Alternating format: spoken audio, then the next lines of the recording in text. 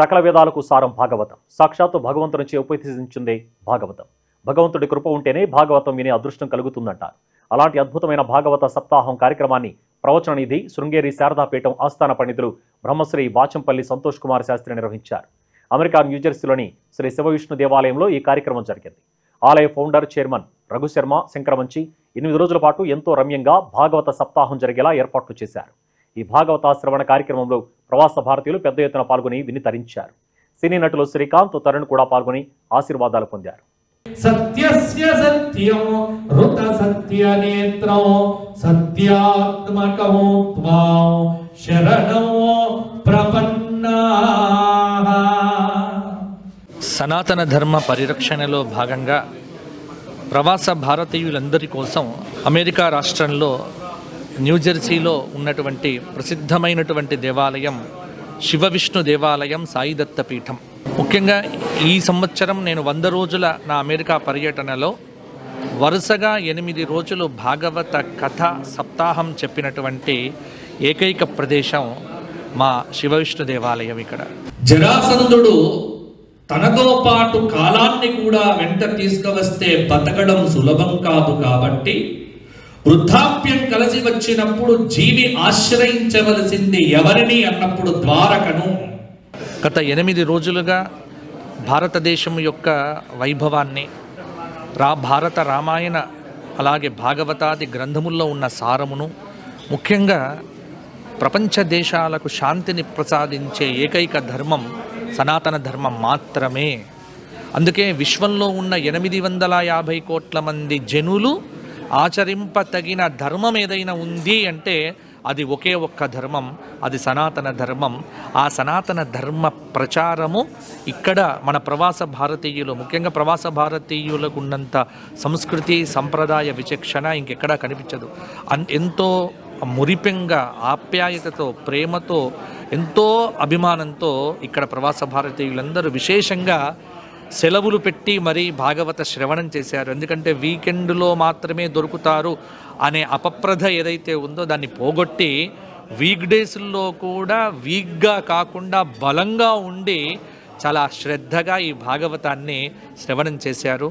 కాబట్టి ప్రవాస భారతీయులందరికీ, విశ్వంలో ఉన్నటువంటి వారందరికీ కూడా ఆశీర్వచనం చేస్తూ ప్రపంచం శాంతిగా ఉండాలి, సనాతన ధర్మంతో వృద్ధి పొందాలి, విశ్వంలో ఉన్న మానవులందరూ బాగుండాలి అని విశ్వ కళ్యాణం కోసం చేసిన దివ్య యజ్ఞం మా రఘు శంకరమంచి గారు, ఈ దేవాలయ ఫౌండరు, వారి యొక్క సంకల్పంతో, మన తెలుగువారందరి కోరికతో ఈ కార్యక్రమం అద్భుతంగా జరిగింది. ఆశీస్సులు. సత్యస్వరూపంగా భగవంతుడు రాబోతున్నాడు. సత్యాత్మక స్వరూపంగా ఈ జగత్తులో దిగబోతున్నాడు. అందుకే స్వామివారు రాబోతూ ఉంటే చూడండి, జగత్తంతా జనార్దనమయమైపోయిందట. లోకమంతా, కాలమంతా ఆనంద స్వరూపంతో మారిపోయిందట. వసుదేవాదులు అనుకుంటున్నారట, ఏమని అంటే అద్భుతంగా నా దగ్గరికి భగవంతుడే రాబోతున్నాడా. దేవతనంతా స్తోత్రం చేయటం మొదలుపెట్టారు.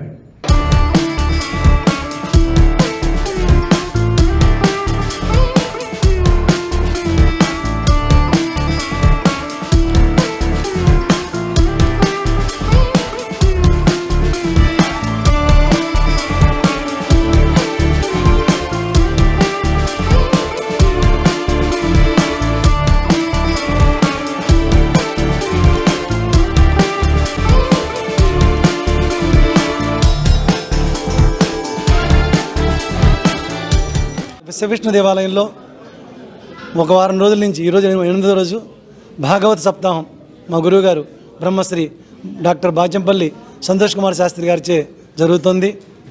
ఎంతో చక్కగా, ఎంతో వైభవంగా జరిగింది. మొదలుపెట్టినప్పుడు ఎవరికి అర్థం కాలేదు, కానీ 2-3 రోజుల నుంచి ఆ తర్వాతకి భక్తులు ఒకరికొకరికి చెప్పుకొని హాల్ అంతా నిండిపోయేటట్టు రోజు భక్తులు రావటం, వీక్ డేస్లో కూడా రోజు ఆ ప్రవచనంలో పాల్గొనటం ఎంతో చక్కగా బ్రహ్మాండంగా చెప్పారు. ఈ అన్నింటిలో కూడా నరసింహస్వామి అవతారం రోజున వారి మీదకి వండి స్వామి వచ్చారు. అందరం ప్రత్యక్షంగా చూసాం. అది మేమందరం ఆశ్చర్యపోయాం. మా అందరికైతే ఎంటుకలు లెక్కపరుచుకున్నాయి. అంత ఇదిగా స్వామివారి గురించి అంత బాగా గురుగారు చెప్పారు. చాలా ఆనందపడుతున్నాం. నేనే కాదు, నాతో పాటు ఎవరైతే ఈ ప్రసంగంలో పాల్గొన్నారో వారందరూ కూడా చాలా హ్యాపీగా ఉన్నారు. ఆ కృష్ణుడి కృప, ఆ అమ్మవారి కృప అందరి మీద ఉంది. అలాగే ఈ రోజుతో ఈ కార్యక్రమం పూర్తయిన తర్వాత మన ఈ దగ్గరలో అప్కమింగ్ ఈవెంట్స్, ముఖ్యమైన ఫంక్షన్లు చాలా వస్తున్నాయి. జూన్ 25 నుంచి బుధవారం నుంచి జూలై 3 వరకు వారాహి మాత నవరాత్రులు, వారాహి నవరాత్రులు చేయబోతున్నాం మనం. మీకు తెలిసి లాస్ట్ టైం కూడా మనం లాస్ట్ ఇయర్ నుంచి అంత మొదలుపెట్టాము. 4 నవరాత్రులు చేస్తాం మనం. దేవీ శరణ్ నవరాత్రులు చేస్తాము, రాజమాతంగి రాజశ్యామల నవరాత్రులు చేస్తాము, అలాగే వసంత నవరాత్రులు చేస్తాము, వారాహి నవరాత్రులు కూడా చేస్తాము. July 9th and 10th Guru Purnima celebration చేయబోతున్నాం.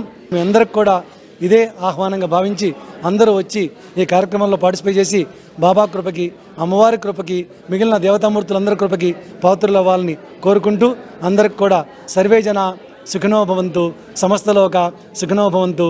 శ్రీమాత్రే నమః.